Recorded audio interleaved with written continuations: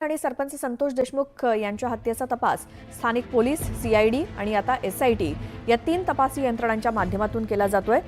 आज एसआयटी या प्रकरणी अटकेत असलेल्या सर्व आरोपींची चौकशी करणार आहे। काल एसआयटी दाखल होताच सर्व वरिष्ठ अधिकाऱ्यांची बैठक घेऊन आतापर्यंत झालेला तपास या बाबतीत सर्व अपडेट घेण्यात आले आणि एसआयटीच्या दृष्टिकोनातून आजचा दिवस महत्त्वाचा आहे। पहिल्यांदाच एसआयटी अटक असलेल्या सर्व आरोपींची चौकशी करणार असून फरार असलेल्या आरोपींसंदर्भातील काही धागेदोरे मिळतात का याचा शोध घेणार आहे। अधिक माहितीसाठी जाऊयात, आमचे प्रतिनिधी सुरेश जाधव आहेत आपल्यासोबत फोन लाईनवरती। सुरेश, आज एसआयटी विशेष चौकशी करणार आहे, काय त्याबद्दल माहिती? संतोष देशमुख हत्या प्रकरणाचा तपास आतापर्यंत सीआयडी करत होती आणि काल एसआयटी दाखल वरिष्ठ अधिकाऱ्यांची भेट घेतली। विशेष म्हणजे केज पोलीस त्यांच्या वरिष्ठ अधिकारी जे केज पोलीस स्टेशन आहे त्यांची देखील काल मॅरेथॉन बैठका घेण्यात आल्या। विशेष म्हणजे काल आरोपींच्या संदर्भातील जे नातेवाईक आहेत त्यांची देखील भेट घेतलेली आहे। त्यांची सुदर्शन घुले असेल जे फरार आरोपी आहेत, त्या सुदर्शन घुले, कृष्णा आंधळे आणि सुधीर सांगळे या 3ही आरोपींच्या त्यांनी कसून आज जे अटकेत असलेले 4 आरोपी आहेत त्या आरोपींची देखील संतोष देशमुख हत्या प्रकरणामध्ये 4 आरोपी अटक आहेत, त्यांची देखील चौकशी केली जाणार आहे। खंडणी प्रकरणातील जे वाल्मिक कराड आहेत यांची देखील चौकशी करण्याची जे एसआयटीचे वरिष्ठ अधिकारी आहेत बसवराज तेली हे आज बीडमध्ये दाखल होतील आणि बीड आणि गेवराई यांनी आरोपी आहेत त्यांची देखील चौकशी करण्याची शक्यता आहे। त्यामुळे चौकशीमधून जे फरार असलेले आरोपी त्यांच्या संदर्भातील काही धागेदोरे आहेत का, ते आरोपी कुठे आहेत, त्यांच्या पाठीमागे तपास यंत्रणा कशा पद्धतीने तपास करते हे देखील पाहिले जाणार आहे। सुरेश, धन्यवाद या सगळ्या माहितीसाठी। आणि यानंतर बघूयात या बुलेटिनमध्ये सुपरफास्ट 100 बातम्या। आज शरद पवार आणि छगन भुजबळ एकाच मंचावरती येण्याची शक्यता आहे। चाकण इथल्या मार्केट यार्डाच्या प्रवेशद्वारावरती आज सावित्रीबाई फुलेंच्या जयंतीनिमित्तानं महात्मा ज्योतिराव फुले आणि क्रांतिज्योती सावित्रीबाई फुलेंच्या पूर्णाकृती पुतळ्याचं अनावरण होणार आहे। नाराज भुजबळ आणि पवार आमनेसामने येणार असल्यामुळे चर्चांना उधाण आलंय। भाजपवरती नेहमी आगपाखड करणाऱ्या शिवसेना उद्धव बाळासाहेब ठाकरे पक्षाच्या सामना मुखपत्रातून मुख्यमंत्री फडणवीसांचं कौतुक करण्यात आलंय। बीडमध्ये बंदुकीचं राज्य कायम असलं तरी गडचिरोलीमध्ये संविधानाचं राज्य येत असेल तर मुख्यमंत्री फडणवीस कौतुकास पात्र आहेत असं कौतुक सामनातून करण्यात आलंय। मुख्यमंत्री देवेंद्र फडणवीसांनी एका शायरीच्या कार्यक्रमाला हजेरी लावली। यावेळी त्यांनी विरोधकांवर निशाणा साधला। ये शायरी 5 साल पहले सुनानी चाहिए थी असं म्हणत त्यांनी ठाकरेंना टोला लगावला।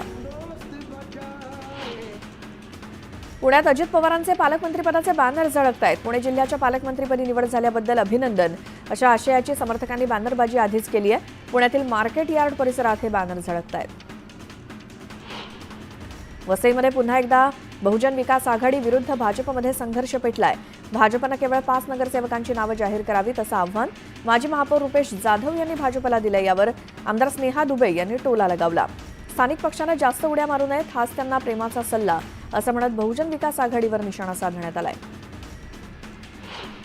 भिवंडीतल्या राजकारणात नवा ट्विस्ट आलाय। शहरात भिवंडी विकास आघाडी एकता मंचाचं पुनर्जीवन करण्यात येणार आहे। या सोहळ्यासाठी मोठ्या संख्येनं स्थानिक पदाधिकारी उपस्थित होते। राज्याचे जलसंपदा मंत्री राधाकृष्ण विखे पाटलांनी विठ्ठल रुक्मिणी मातेचं दर्शन घेतलं। मंदिर समितीच्या वतीनं विठ्ठल रुक्मिणीची मूर्ती देऊन त्यांचा सत्कार करण्यात आला। मुंबईतील गोरगरीब आणि सर्वसामान्यांच्या सुविधेसाठी सुरू करण्यात आलेल्या बाळासाहेब ठाकरे आपला दवाखाना उपक्रमातील गेल्या महिनाभरापासून बंद असलेल्या चाचण्या सुरू होण्यास अजून महिनाभराचा कालावधी लागणार आहे। या चाचण्या करण्यासाठी पुढील आठवड्यात निविदा प्रक्रिया सुरू केली जाईल। वाढलेलं प्रदूषण पालिकेनं केलेल्या नियमांच्या कठोर अंमलबजावणीमुळे कमी होत असल्यामुळे हवेची गुणवत्ता सुधारायला मदत झाली आहे। गेले काही दिवस सर्वात प्रदूषित असलेल्या बोरिवली, वरळी आणि कुलाब्यासारख्या ठिकाणाचा एअर क्वालिटी इंडेक्स 100च्या खाली नोंदवला गेल्यामुळे हवेची समाधानकारक नोंद झाली आहे। त्यामुळे मुंबईकरांसाठी समाधानकारक स्थिती आहे। मुंबई गोवा महामार्गाच्या चौपदरीकरणाची डेडलाईन पुन्हा एकदा हुकली आहे। माजी सार्वजनिक बांधकाम मंत्री असलेल्या रवींद्र चव्हाण यांनी 31 डिसेंबर 2024 पर्यंत काँक्रिटीकरणाचं काम पूर्ण होईल असं आश्वासन दिलं होतं। मात्र नवीन वर्ष सुरू होऊनही पनवेल ते महाड दरम्यान महामार्गाचं काम अपूर्णच आहे। ठाणे महानगरपालिकेत तब्बल 4000 कर्मचाऱ्यांचा तुटवडा निर्माण झालाय। त्यामुळे अनेक कामं रखडली असून उर्वरित कर्मचाऱ्यांवर अतिरिक्त ताण आलाय। सध्या फक्त 50% अधिकारी आणि कर्मचाऱ्यांच्या खांद्यावर पालिकेचा डोलारा उभा आहे।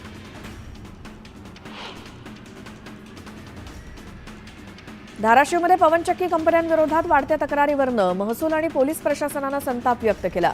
भूसंपादनासाठी शेतकऱ्यांना योग्य दर न दिल्यास संबंधित कंपन्यांविरोधात कारवाईचा इशारा जिल्हाधिकारी डॉक्टर सचिन ओंबासेंनी दिला.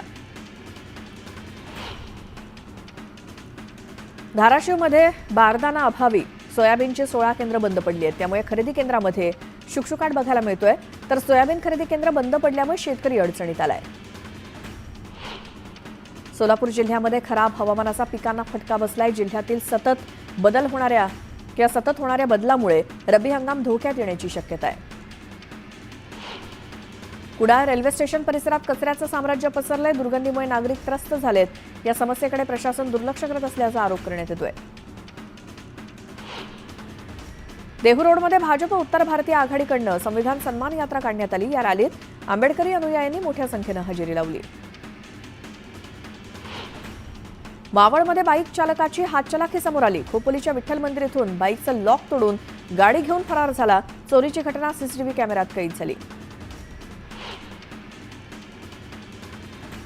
छत्रपती संभाजीनगरच्या आदर्श पतसंस्था घोटाळ्यातील फरार आरोपी अनिल मानकापे पोलिसांना शरण आलाय. जुलै 2020 मध्ये आदर्श पतसंस्थेत 202 कोटींचा घोटाळा झाल्याचं समोर आलं होतं. या प्रकरणात अद्याप 15 जणांना अटक झाली आहे.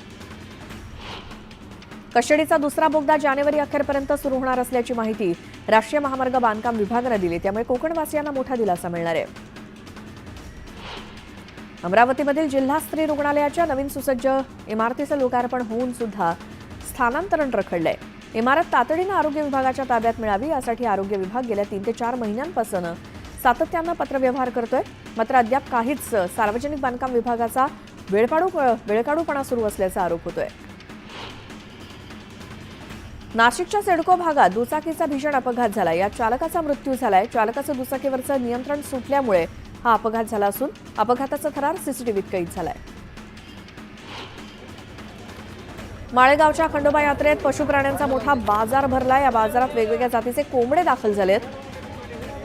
याकूब जातीचा फायटर कोंबड्यानं सर्वांचं लक्ष वेधलं. 20 ते 25 हजाराला या कोंबड्याची विक्री होतीये.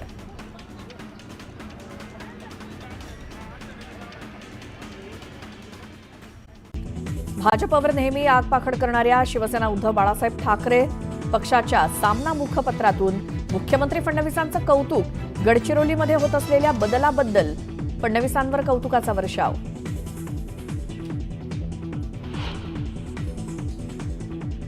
शरद पवार आणि छगन भुजबळ एकाच मंचावर येण्याची शक्यता. चाकणमधल्या सावित्रीबाई फुलेंच्या पुतळ्याचं करणार अनावरण. सूत्रांची माहिती.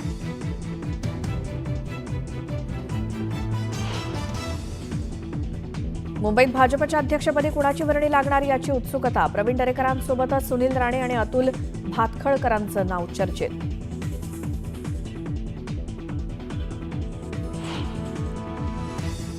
पुण्यातल्या मार्केट यार्ड परिसरात झळकले अजित पवारांचे बॅनर्स. पालकमंत्रीपदी निवड झाल्याबद्दल अभिनंदन करत समर्थकांची बॅनरबाजी.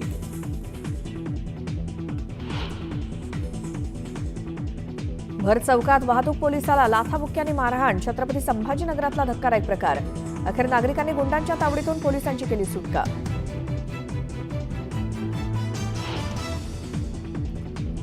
मुंबई ते सोलापूर वंदे भारत एक्सप्रेसवर अज्ञातांकडून दगडफेकीत एक्सप्रेसच्या काचा फुटल्या. सोलापूरच्या जेऊर जवळची घटना. जळगावातल्या पाळधी गावातील संचारबंदी हटवली. पोलीस स्थानकामध्ये शांतता कमिटीच्या बैठकीनंतर निर्णय. सीसीटीव्हीच्या आधारे आरोपींचा शोध सुरूच.